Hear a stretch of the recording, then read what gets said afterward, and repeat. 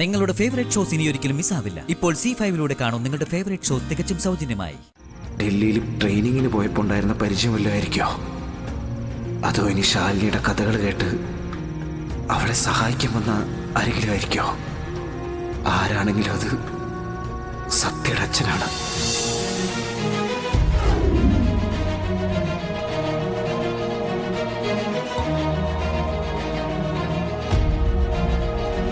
എനിക്ക് മനസ്സിലാവുന്നുണ്ടടി, എന്തൊക്കെയോ കള്ളത്തരങ്ങൾ പറഞ്ഞ് നീ എന്നെ ചതിക്കായിരുന്നു അല്ലേ?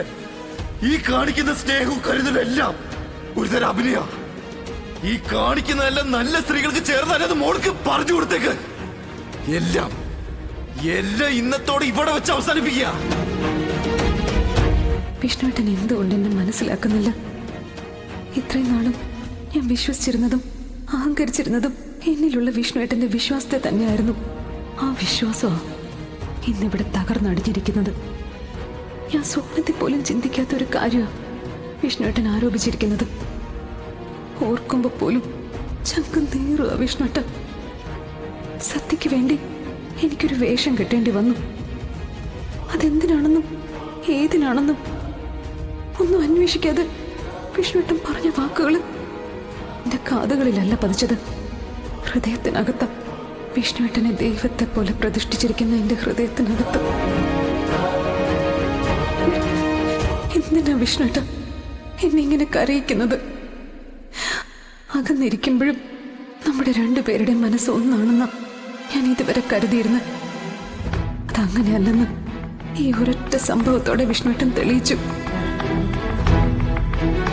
അഗ്നിപരീക്ഷ നടത്തി വ്രതശുദ്ധി തെളിയിക്കാൻ ഞാൻ ജനകപുത്രിയൊന്നുമല്ല, ഒരു സാധാരണ സ്ത്രീയാ. വിഷ്ണുവേട്ടനെ മാത്രം മനസ്സിലേറ്റിക്കൊണ്ട് നടക്കുന്ന ഒരു സാധാരണ സ്ത്രീ.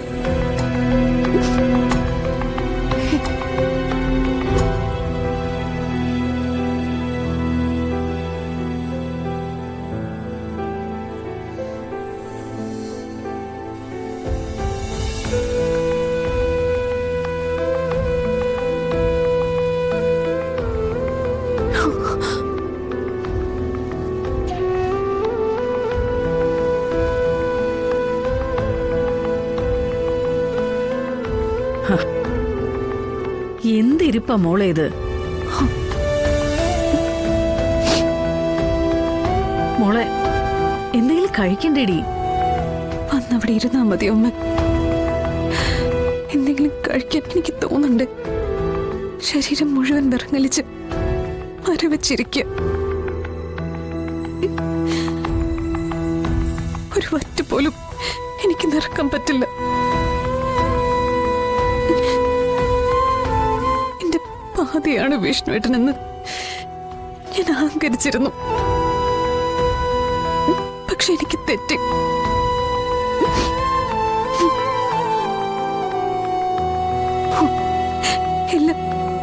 എല്ലാ പുരുഷന്മാരും സ്വാർത്ഥരാണോ?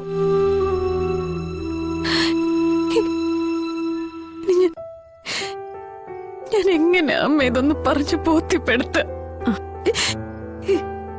അമ്മയ്ക്കറിയില്ല മോളെ. ഒരുപാട് ജീവിതാനുഭവങ്ങളൊന്നും ഇല്ലെങ്കിലും അമ്മ ഒരു കാര്യം പറയട്ടെ. എല്ലാ പുരുഷന്മാരും സ്വാർത്ഥരാണോന്ന് എന്നോട് മോളിപ്പോ ചോദിച്ചില്ലേ? അതിനൊരു ഉത്തരം തരാൻ അമ്മയ്ക്കാവില്ല. പക്ഷെ ഒരുപാട് സ്നേഹിക്കുന്നവരുടെ ഇടയിൽ ചെറിയൊരു കരട് വീണാ പോലും അത് വലിയൊരു കനല. നമ്മളെ നീറി നീറി ഇല്ലാതാക്കാൻ കഴിവുള്ളൊരു കനല്. വിഷ്ണുവിന്റെ മനസ്സില് അങ്ങനെ ഒരു കനല് വീണു കഴിഞ്ഞു.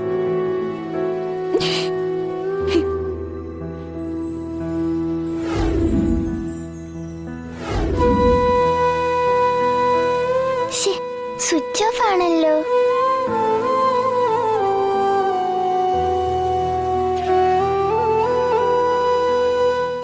ഈ അച്ഛന്റെ ഫോൺ എപ്പോഴും സ്വിച്ച് ഓഫ് ആണല്ലോ. ചെയ്തതെല്ലാം തെറ്റായി പോയിന്ന് നിനക്കെപ്പോഴെങ്കിലും തോന്നിയിട്ടുണ്ടോ മോളെ?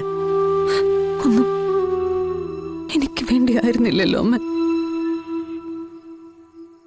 ശ്യാമയ്ക്കൊരു ജീവിതം ഉണ്ടാവാൻ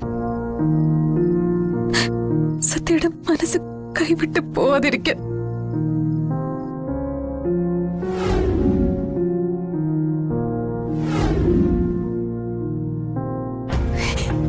അവസാനം എല്ലാം എനിക്ക് തന്നെ തിരിച്ചടിയായി വന്നില്ലേ? മോളെ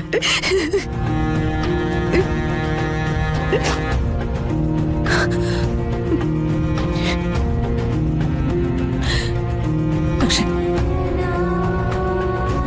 ഒരവസാന ശ്രമം കൂടി ഞാൻ നടത്തി നോക്കും. അതും കൂടി കൈവിട്ടു പോയോ? മോളെ എടീ,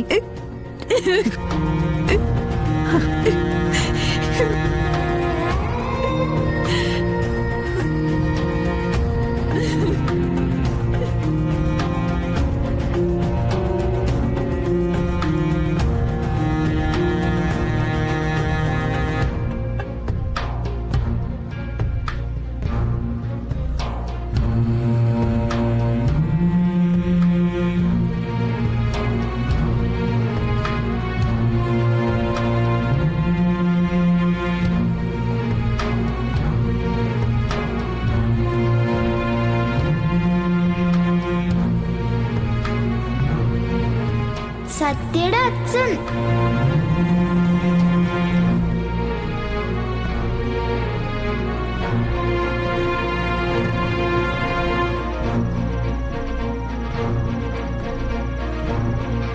ആരായിരിക്കും അത്?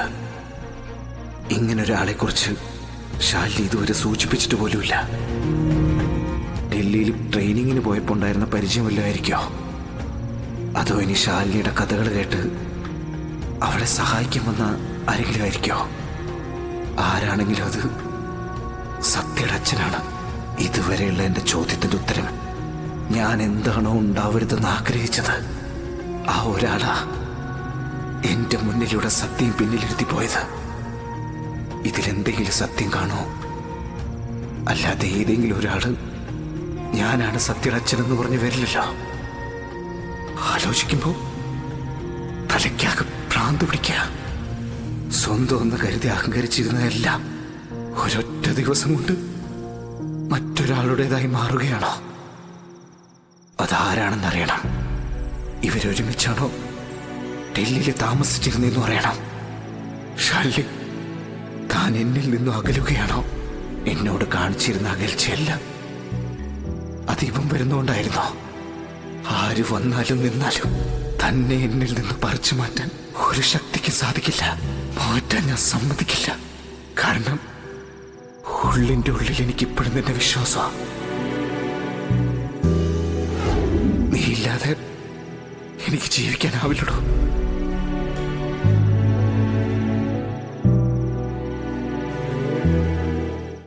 ഡൗൺലോഡ് ചെയ്യൂ C5 ആപ്പ്. കാണൂ എല്ലാ എപ്പിസോഡുകളും സൗജന്യമായി.